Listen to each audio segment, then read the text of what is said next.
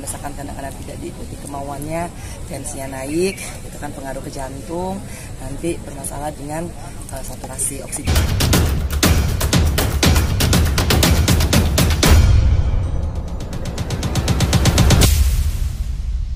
Memang alhamdulillah mama saya itu tidak sampai harus disiapkan ruang ICU di rumah ya. Mama saya juga udah lepas selang oksigen, mama saya nggak perlu dibantu dengan ventilator. Jadi pada saat serangan pertamanya itu mama saya nggak kena jantungnya. Jadi tapi sempat kalau misalkan mungkin tindakannya agak sedikit lama ya. Prosesnya itu kan setelah kena dia kena jantung, hipertensi, blackout, unconscious. Jadi mungkin tahapan-tahapan itu, dan saya pikir pasti Mbak Ale juga ketika melihat ibunya dirawat di rumah dengan segala macam peralatan itu, aduh pasti sama Mbak nggak bisa ngebayangin gitu kan, dengan tabung oksigen, dengan sonder yang harus masukin makanan dari mulut gitu kan, kemudian harus melakukan home care ya, dengan setiap minggu 2-3 kali. Insya Allah Mbak Ale itu udah melakukan kewajibannya sebagai anak untuk mengurus orang tua. Mbak Ibu merasakan setelah di rumah mungkin sekali dengan Mbak Ale dengan orang tuanya masih sakit. Update sendiri kondisi orang tua Mbak Ibu sekarang? Alhamdulillah.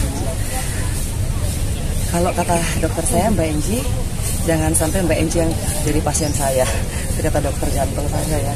Mbak Enji juga harus jaga kesehatan, Mbak Enji harus menjaga ritme. Karena saya sendiri ya, jadi ketika Mbak Ale datang kita memberikan informasi, saya kayak punya kakak gitu. Oh iya ya, ada yang ngasih tahu gitu, harus begini, karena kan nyaris nggak punya siapa-siapa di Jakarta, dan Mbak Ale datang tepat pada waktunya aja, tiba-tiba pokoknya Mbak Ale tuh pop-in. Jadi makanya ketika sekarang ini saya merasakan bahwa Allah masih memberikan kesempatan pada Mbak Alia untuk mendapatkan semua gitu loh, pahala atas kebaikannya merawat orang tuanya, dan itu tuh luar biasa.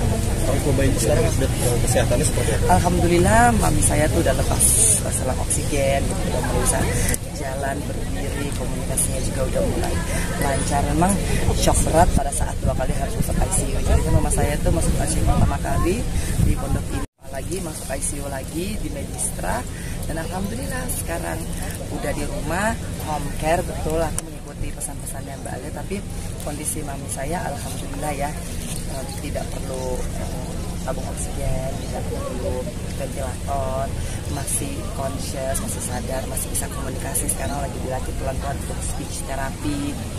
Jadi selang yang tadinya terpasang di hidung itu untuk makan dan obat ya? Iya. Sekarang udah dilepas? Kalau itu kan ada 2 selang ya, selang oksigen dan selang untuk makanan. Nah, yang masih terpasang itu adalah selang yang untuk makanan, karena mami saya tuh masih kesulitan untuk nelen. Nah, untuk asus fenomenia di usia lanjut yang paling membahayakan kan adalah kalau makan dia malah masuknya ke paru. Jadi memang suggest dari dokter adalah bagaimana agar supaya masuknya lewat mulut aja ya Mbak Enji, ya nggak apa-apa. Tapi sudah mulai speech therapy. Speech therapy itu tuh adalah melatih agar supaya tenggorokannya juga bisa punya daya dorong untuk mendorong makanan masuk, dan lidahnya juga di terapi juga agar supaya bisa melakukan gerakan-gerakan selayaknya orang makan. Sekarang ditemani siapa Mbak Enji di rumah? Akhirnya aku mengikuti sarannya Mbak Ali, aku pakai suster gitu ya, karena memang saya juga harus punya tugas dan kewajiban, kadang-kadang harus nganterin Keanu juga ke sekolah gitu kan, dan juga saya seorang diri ya, dalam artian saya tulang punggung keluarga. Kalau misalkan saya nggak kerja juga nanti bagaimana dengan mami saya dan juga Keanu. Tapi lillahi ta'ala alhamdulillah rezeki selalu ada, Allah selalu mudahkan.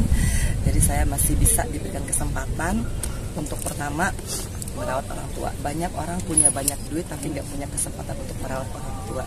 Jadi, dan kalau saya membayangkan ya, kalau misalkan kerjaan saya kayak dulu, mungkin saya nggak akan pernah bisa ngedampingin mami saya. Nah, tapi kan kemarin tuh 2 minggu penuh saya masih bisa merawat mami saya, dan saya bersyukur alhamdulillahirabbil alamin, ternyata ini adalah nikmat terbesar. Saya masih bisa dikasih rezeki sekaligus saya dikasih waktu untuk merawat. Tapi Mbak Enji menjadi ini di sosial media juga, ibu kan suka dengar lagu-lagu rohani, sedangkan Mbak Enji juga mendampingi. Iya, kalau bagi saya apapun yang menjadi permintaan orang tua saya ikuti. Jadi kalau saya minta didoain, misalkan tolong ya saya panggilin pendeta, ya saya panggilin. Tolong ya saya pengen dengar lagu ini lagu gereja ya, apalah yang bisa saya lakukan untuk menyenangkan hati orang tua saya ya. Bismillahirrahmanirrahim. Allah Maha mengetahui, Allah tahu niat saya hanya ingin mendampingi mami saya di usianya yang ya tahun ini 75 tahun. Tapi di usia yang 75 tahun ini sekarang lagi sakit, semangat untuk sembuhnya seperti apa sih Mbak Enji? Aduh, bismillahirrahmanirrahim ya. Jadi gini, mami saya tuh kan kena demensia. Jadi ketika kena demensia kita punya kesulitan untuk berkomunikasi. Mami sakit, apa yang mami rasakan, mami itu kadang-kadang tantrum. Jadi misalkan kalau saya mau dengar lagu gereja, nah itu mesti.